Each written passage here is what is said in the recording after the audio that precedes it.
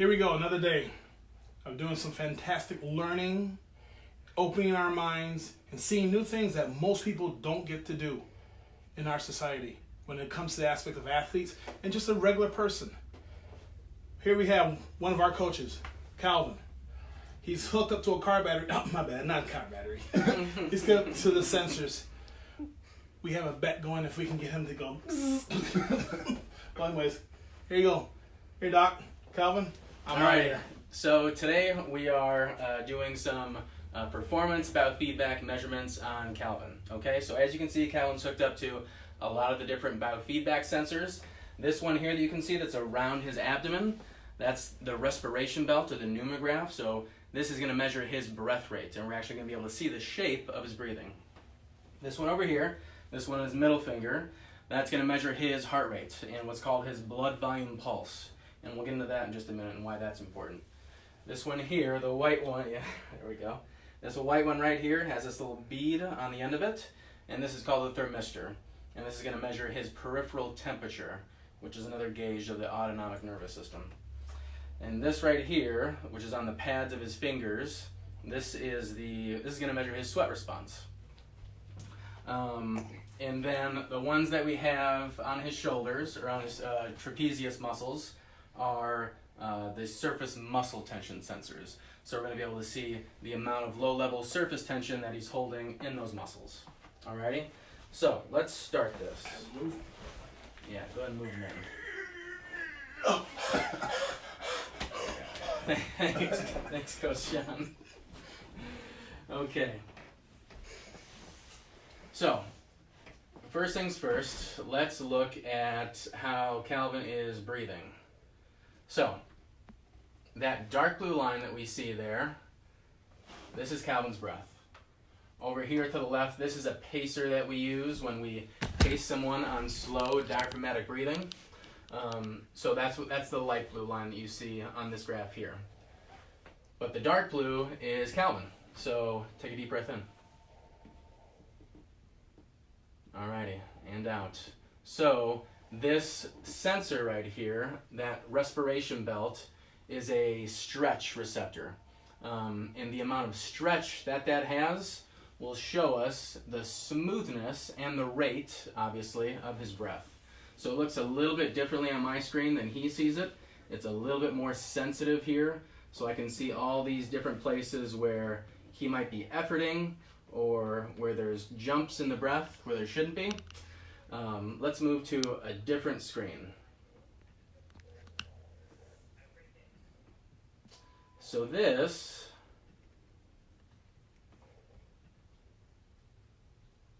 is the blood volume pulse. And this is a relative number. This isn't an this is the only one that doesn't have an absolute number. Oh, it's dropping. So so when it drops like that, typically what that means is there's some sort of emotional stressor that the blood vessels are picking up on. So now it's coming back up. Maybe you're self-regulating a little bit more now. So what that blood volume pulse is measuring is the actual pulse wave going through the vessel. So with each heartbeat, there's a pulse wave that moves through the blood vessels, and this measures that pulse wave. And each pulse wave is different because it changes from heartbeat to heartbeat. So this measures the dilation of those blood vessels and that pulse wave through the blood vessel, in the peripheral blood vessels, which is what we're interested in when we're looking at the autonomic nervous system. Okay? So right now, it's kind of normalizing, and it has that rhythm to it. But if I asked Calvin to think about a stressor right now, whatever that stressor might be, we're going to see that drop and drop and drop and drop. The reason being is because those peripheral blood vessels are going to constrict. So there's going to be less of a pulse wave moving through the vessel. So that's what we see there. And we can get this to actually increase using, the breath, and using different guided visualizations that we use in sports performance. So that's the BVP sensor. Now, let's look at another one.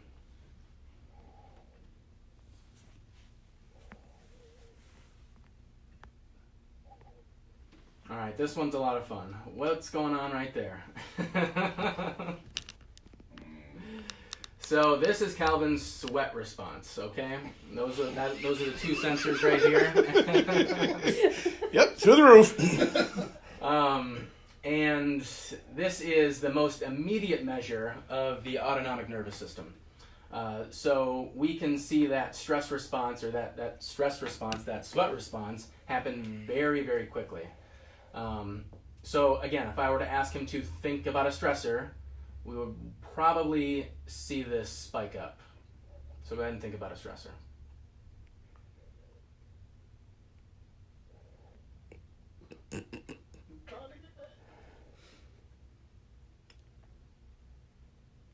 What's one? Driving on the highway, studying for a big exam, Shaving your head. relationship problems. So right when you saw it at the beginning, it spiked up, and now you got nothing? I got nervous a lot of time. I didn't know what it was. So when it comes to performance, what we want to do is regulate this response and actually get this response down below. And his response isn't that high, actually. So normal's between 0 and 5. So technically he is in the normal range.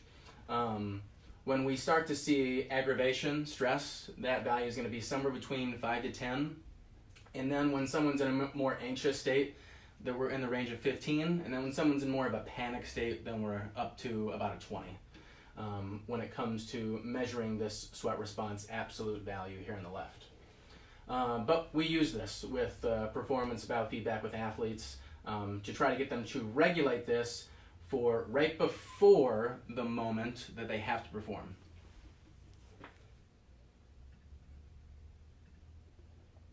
Let's move to a different screen. So this one here, oh, let me get it up first. So this one here is measuring low level, that surface muscle tension. So as we can see, that right side, that right trap of Calvin's is more tense than the left. The left is almost in the normal range. Usually we want to see the trapezius below 3, but on the right there, we're almost at 15. That's fine. And this is typical. We do see this in athletes. If they are, let's say he's right-handed, so his right side might be a little bit more activated because it's a little bit more developed. But he still should not be exerting that energy over there in that muscle. Okay, he's just sitting here. He's not doing anything. So he shouldn't be exerting that energy to keep that muscle firing, to keep that muscle activated. So this is another thing that we do in performance biofeedback with athletes is we train that excessive or unnecessary muscle activation so that they can conserve their energy and they're not activating those muscles that they don't need to activate for performance. So some different techniques that we might use right now with Calvin to decrease that surface muscle tension would be progressive muscle relaxation or autogenics, which is like a self-hypnosis. So even right now, let's try a little thing on the left side here. See if you can get this up to 10 and keep it at 10 for the next 30 seconds. Up a little bit more. Right there. Up a little bit more. Down. Up. Up a little bit more. Look at the other side. Up a little bit more. Down.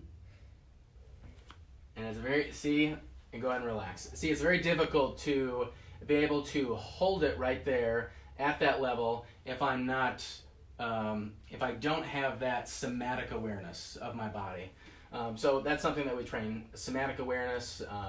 We can hold that level, and then we can decrease it, and we can half it, and then we can do that same thing again. So another practice that we use with athletes. But we would definitely work on that right side over there because that is triple, quadruple activated than it should be.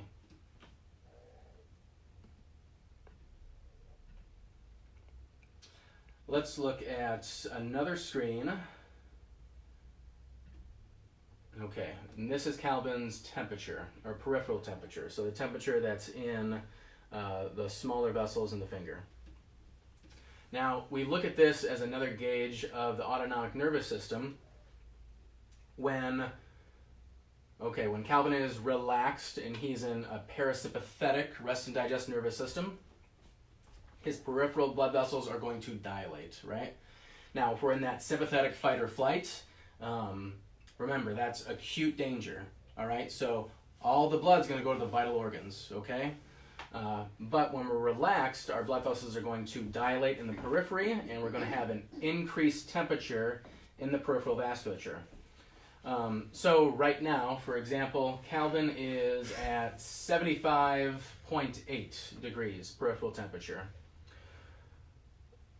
Where we want to see him is 90 and above, okay? So he's at 75. Anything below 79 is definitely in a more sympathetic response. So those blood vessels in the periphery are constricted. And this is a much slower response of the autonomic nervous system. So that's why we track it. That sweat response, automatic. That blood volume pulse, very automatic. This is a more delayed response, which is why we look at it. Because it can track kind of the session overview and show us what his kind of nervous system was doing as a whole. So it's a nice measurement to look at. And so to dilate those blood vessels, we're going to do some more relaxation techniques. So we're going to do slow-paced diaphragmatic breathing, or we're going to do autogenics, or a mindfulness training. So different techniques like that we would train him on.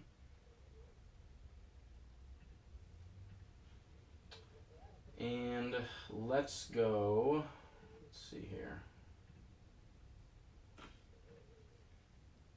All right. So what we see on this screen is Calvin's breath here on the far left, the pacer right next to it. Below here is just the graph pacer. This is the bar pacer. That's the graph pacer. And this is his breath in a bar graph. And then what we see in the red there is his heart rate variability. We talked about this a lot last week in our Facebook Live as an indicator of how the autonomic nervous system is functioning. And remember, performance is all about a balanced kind of co-stimulation of parasympathetic and sympathetic. So we don't want too much or one or the other. And the variability in our heart rate is a very good indicator of that, which is why we track it over time. Now, in an athlete who has good cardiorespiratory health, they should have pretty high heart rate variability. But there are a lot of factors that can cloud our recovery. Because remember, that's what people don't train, is recovery. And there's a lot of things that can cloud that. So emotional stress, poor nutrition habits, lack of sleep, alcohol, all of those things and more can cloud our recovery schedule and limit our heart rate variability. So what we want to see athletic heart rate variability above is at least 10 is what the research shows for a 24-hour heart rate variability reading. Now when we get to smaller or shorter readings, the variability can change. So right now, Calvin's variability and his heart rate's a little high. Nervous, guys. His heart rate's probably about 85 right now, but the variability in his heart rate, which again, just simply measuring the maximum heart rate at the top of his inhale and the minimum heart rate at the bottom of his exhale. And it looked, when his breathing was a little bit more regulated, because our breathing, it's respiratory sinus arrhythmia, so that increases heart rate variability when we do slow diaphragmatic paced breathing. So when his breath was a little bit more of a sine wave, we could see more variability. But now that he's got a little bit more of a jagged breath, we see that variability decrease. So on average, right now, he's probably at about somewhere between 10 to 12. There's a 15 right there, 15 variability. And we want to see it as high as possible. Remember, we want to see that variability very, very high because that's a good indicator that our nervous system is balanced, right? Let's look at, I don't know if we can see that on the big screen, so we might have to come over here to look at this. But if we were to look at a snapshot of some data, can you see this, John? Yep. Tell me if I need to. Oh, I got Is it. that okay? All right. So if we were to look at a snapshot of some data right here, for example, this is me this morning doing some paced diaphragmatic breathing. Some things that we would look at. These are different time domain measurements, okay? So this is the mean RR, which means when I have a ventricular contraction, okay, that systolic beat, that's at the very top, that's called R, the QRS complex. So when my ventricle contracts and I have that big pulse wave, that's the top of the R. And what this measures is the R to R interval, okay? So that's the measurement in milliseconds between those two peaks. So right here, that value is over 1,000 milliseconds, okay? So that's very, very good. We want to see that number typically over about 900.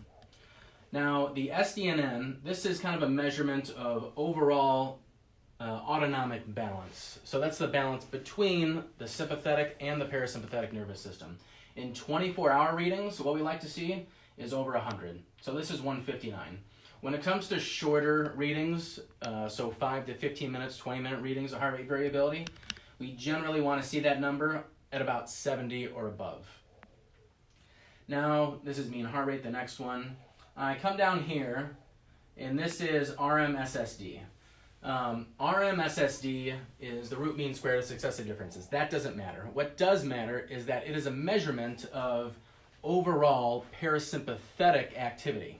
So when we're looking at an athlete, this is one of the measurements that we will continually assess and look at. And we want this measurement, the research is a little gray in this area. But what we see is that athletes that have an RMSSD above 70 tend to perform better. And there's some different measurements here that we won't go into. Now, this is some frequency domain measurements, okay? So this is when we're actually training somebody on slow diaphragmatic breathing. We're going to look at the session, kind of a training overview of the session. And there are different frequencies of the breath in the autonomic nervous system. So, for example, if Calvin was breathing at 6 breaths a minute for a 20-minute session, and we were training him to breathe diaphragmatically for those 20 minutes at 6 breaths a minute, what we would see is a very high low frequency range, and that's what you see right here. The low frequency range as far as a percentage was 93. So 93% of that time, I was in a low frequency range, okay? So that means I was breathing at 8 breaths a minute or below, typically, okay? Now, high frequency, high frequency is an indicator of parasympathetic, okay? So parasympathetic balance. So at rest, I want to be breathing somewhere in the range of 8 to 12 breaths a minute, okay? That's a parasympathetic range. So that would be a higher high frequency. I wasn't doing that. I was pacing at 5.5 breaths a minute. So I have a very high low frequency, which is, low frequency means I was stimulating that baroreceptor reflex that we talked about last week, okay? I was stimulating those baroreceptors, and that's that low frequency range. There's this very low frequency range. We usually don't get into that. There's a lot of different tools that I use. The one that we're using right now is called the Nexus. And this is a very, very sensitive, one of the most sensitive biofeedback equipment that we have. So that's what we saw on the screen just now. I exported that data that I did this morning into this software called Kubios. And it analyzes the data a little bit better, which is why I brought it into here. And so this analyzes the data and gives us very, very sharp and good data that we can use to track the athlete over time. Now you got to say everything that I said back to me. I should have had the sweat response screen on. Yeah, really. So that's what I've got for today. Coach John and I are talking about doing some more Facebook Lives. I hope that this was helpful. Please comment below. Ask a question if you have one. I'd be very happy to respond. And we will see you next time. Thanks so much, you guys.